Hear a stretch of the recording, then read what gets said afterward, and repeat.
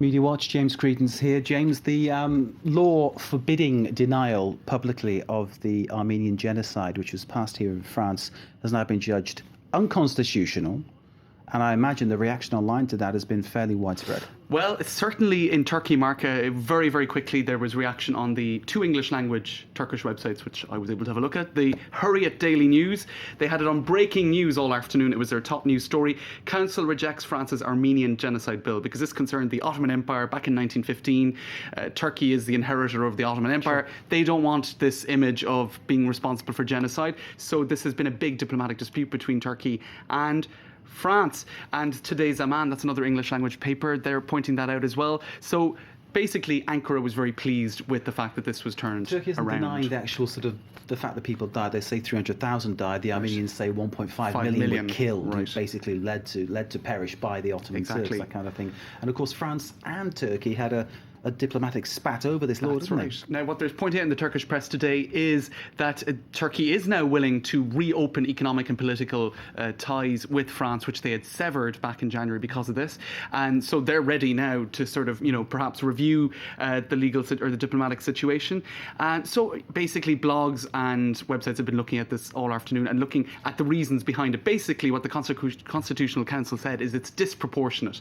If it's against the freedom of expression to forbid somebody to question facts that have been recognised by law. They're saying, look, that's going too far. So that's basically what's happened. Now, just a quick look at this website, Armenia's official press agency. They're noting the fact that Nicolas Sarkozy said this afternoon that he's going to draft a new bill criminalising genocide. Now, a lot of people have accused this of being a sort of electoral measure to get the votes of the 500,000 Armenians resident in France with French citizenship. Now, Rue 89 says, look, you know what? There just isn't enough time for Sarkozy to do this. He'd have to do it before the 6th of March, the end of the next parliamentary session. That's just not enough time before the end of his term. It's an interesting thing, though, because obviously Nicolas Sarkozy has his own Twitter account. He talks about things on Twitter. We're looking for the reaction on that one. It's been short in substance thus far. Right. And clearly there are Franco-Armenian voters here in France, and some cynics say that this could just be a vote catcher.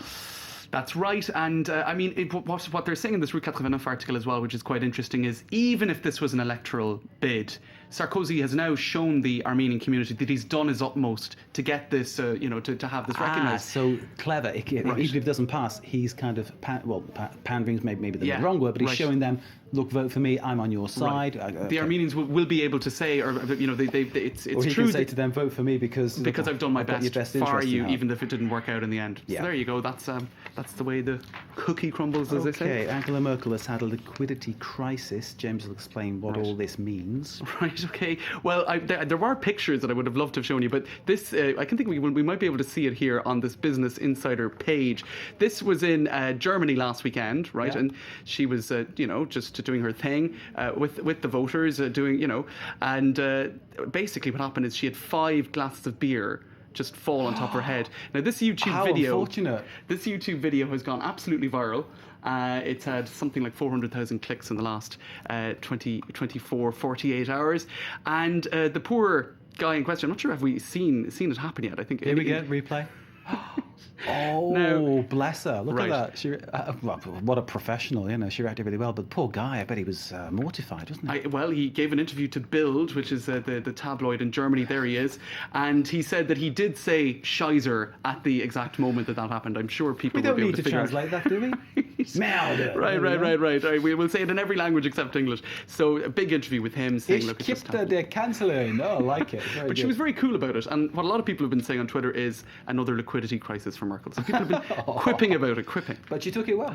She did take it well, actually. It's a good sign of her character. And still had a beer afterwards, so maybe that'll get us some votes. Okay, political tour de France, let's go. All right, 2 journalists, they decided, you know what, time to get out of the newsroom. And 3 weeks ago, rather, they embarked on a 3,500-kilometre tour of the country to ask people what they think about the upcoming presidential election. So it's a good way of getting out and, I suppose, getting around. And it's even more reliable than the pollsters, and you really get to see people and meet them and figure out why they're voting whichever way they're voting. Speaking to a lot of people who are actually going to vote far right. And the thing about far right voters in France, and I suppose shows in a lot of places is they don't admit it. They don't want people to know that they're going to vote far right. But for this sort of a thing, I suppose once they get talking to people on a one-on-one basis, they actually do give a certain amount of information. And for example, I think it was Jackie and Sylvette said, look, we're angry with Nicolas Sarkozy, and this isn't a vote for Marine Le Pen, it's a vote against all the others. Okay. So anyway, you can follow them on Twitter and Facebook, and it's an interesting way of getting out there. Make you follow them on the bicycle yourself. James Creedon with Media Watch. Thanks, Mark.